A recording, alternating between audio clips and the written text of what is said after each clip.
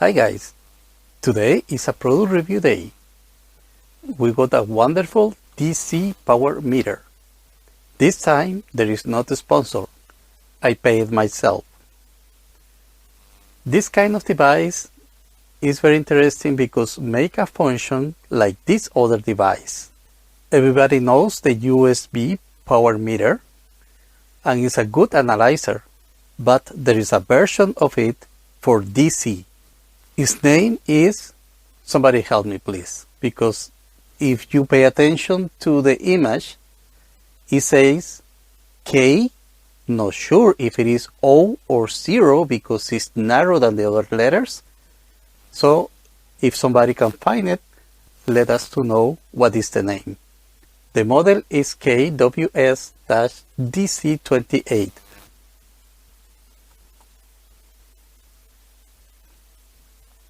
In fact, it says works from 4 volts to 30 volts.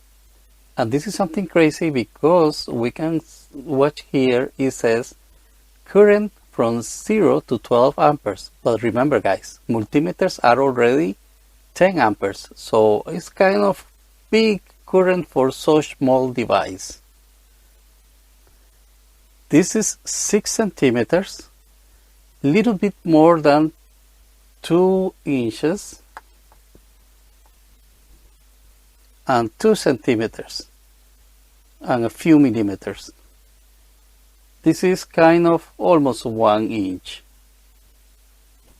The datasheet says 70 times 150 millimeters. So something is wrong here.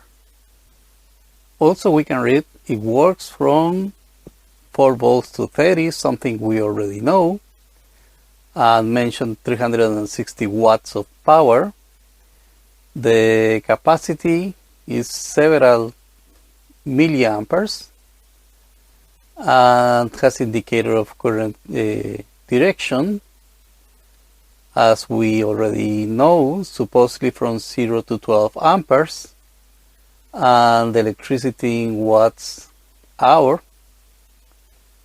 with several digits, blah blah blah blah blah blah. But something I couldn't find here is about the tolerance or the accuracy of the device. And if there is not accuracy indication, it rings the alarm that this device is for reference of testing, but not as a reference for measurement. However, we will find in the rest of the video if we can trust it for measurements, yes or not.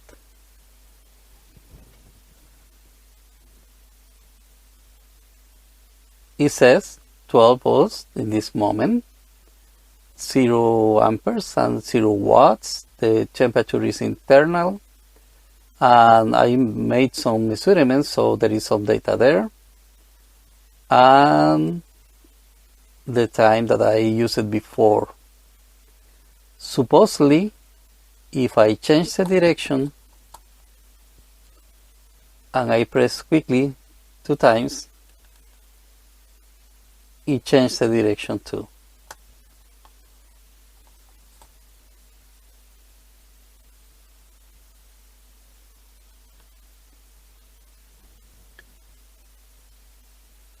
Also, if I press the button once, I can get another screen and it will give me the maximum in watts, maximum in amperes, maximum in volts, and minimize the size of the other measurements. Please pay attention that this indication is in watts and this is milliamperes hour. And if I come back to the original screen, what I have here is milliwatts hour and milliamperes hour. Milliwatts hour is the reason of being of this device. Later in the video, we are going to understand a little bit why do we need to get power consumption for DC instruments nowadays. For the next test, we are going to use an electronics load. This is the next setup. So let's see how to wire this. To understand quickly, because later with the wires it's crazy to try to get an idea. Here is the device, and the negative goes directly to the electronic load. This is the negative, and supposedly here we are generating a kind of resistor, and up here we have a voltmeter. So now the positive is going to the multimeter under, and this one is going to be an amp meter. So we have here amperes or milliamperes. Then the cable, the wire returns to the positive. We are expecting a kind of voltage drop on the wires, probably because the quality of the wires, and however, the voltage we apply in the resistor is the same voltage bypassed here by the yellow wire and the green wire to the voltmeter. And the voltage we have in this voltmeter, if we follow, the negative goes to this voltmeter and the positive goes to this voltmeter. So up here we have volts, the volts on the electronic load, and the amperes across of the electronics load. And we're going to make a comparison with the device under test. I told you guys the wiring was going to be hard to understand. Okay, as we mentioned, we have here the voltmeter reflecting the voltage on the load, is parallel to the load. The amp meter that has the current across of the device under test and across the electronic load. We are expecting to lose some voltage on the wires. If we connect the device directly plugged to the another instrument, we will not have that losing. However, if you pay attention, it says 11.92, and here we have 11.84 and 11.82. So the 10 millivolts losing is all right. And remember, we are picking up noise, and also we have a serial resistor from the output of this device, even when the voltage here is the same there because they are parallel, but in between we have the amp meter. All right. What is not correct here is I set the instrument for 200 milliamperes, and the current across of the device is as expected 200 milliamperes, and it's the same here. So I got a lot more precision than I expected from the analog to digital conversion inside. But what is not well here is this value here in red. But the value is way up. This is a wrong measurement. So there is something wrong in the linearity of the instrument. If I increase the current, let's pay attention to this point, and I will increase to 300 milliamperes, is going to be correct there, and still not correct here, right? And that 20 plus milliamperes difference starts getting 400 milliamperes, 500 milliamperes. When I get in the 500 milliamperes, now it's getting closer, right? If I increase 600 milliamperes, now it's a little bit more. So it's related with the linearity of the instrument. Now it's almost right.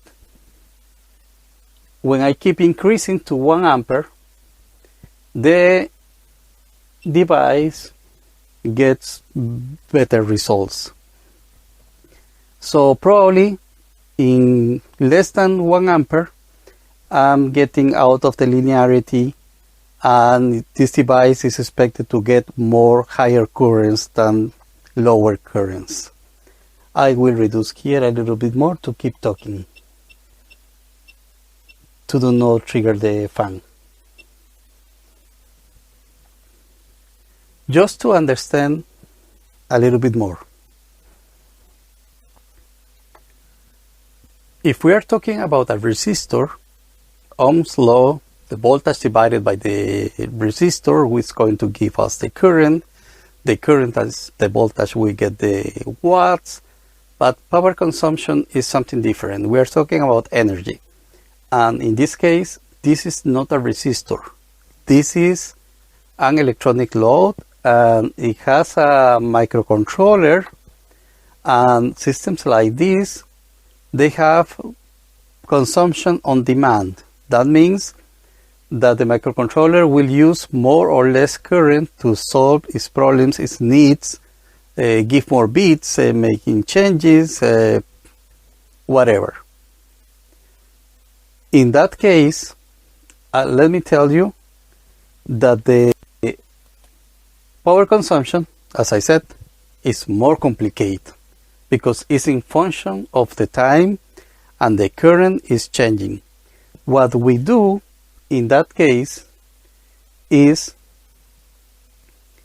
we use the device and we focus in the milliwatts or watts per hour, and we make a measurement for 1 hour.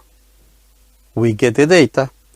If you want to make a plus, make 2 more measurements. Now you get 1 average, 1 measurement per hour, as I said.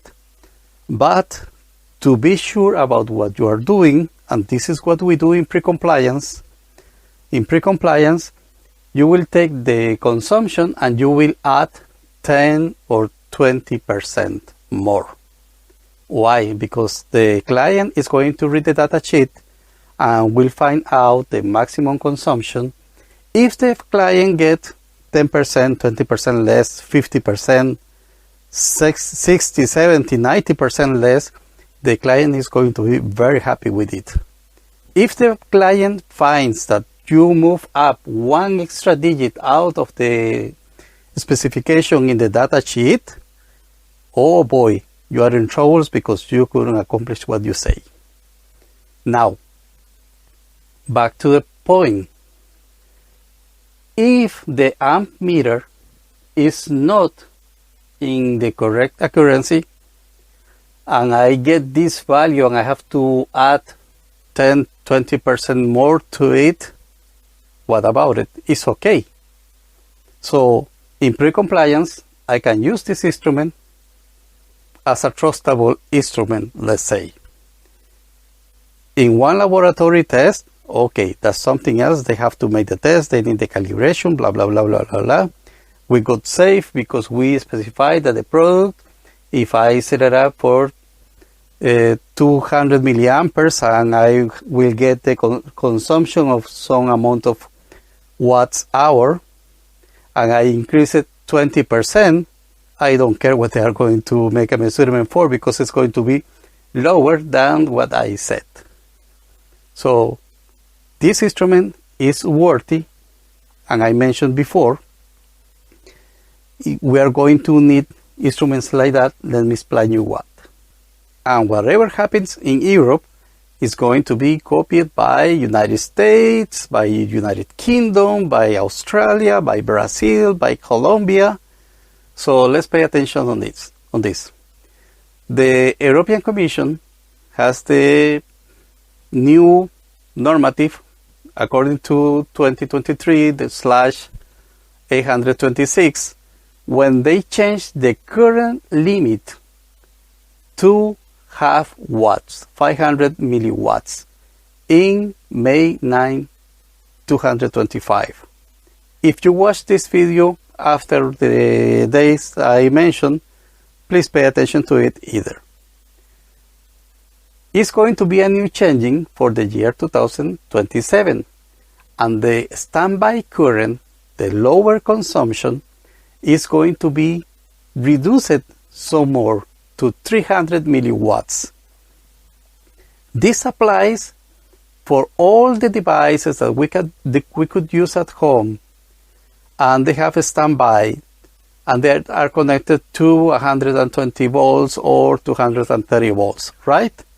Okay, but that's in the 110 volts, not to 130 volts, not to DC. Okay, you have an adapter, and in one side you have the AC voltage, and in the other side you have the DC voltage, something like this, right? And if you are designing, you will have to pay attention to it to reduce the consumption. Maybe you have to change some components to reduce the current, trying to keep the layout of the PCB to do not have to trash the PCBs in the factory.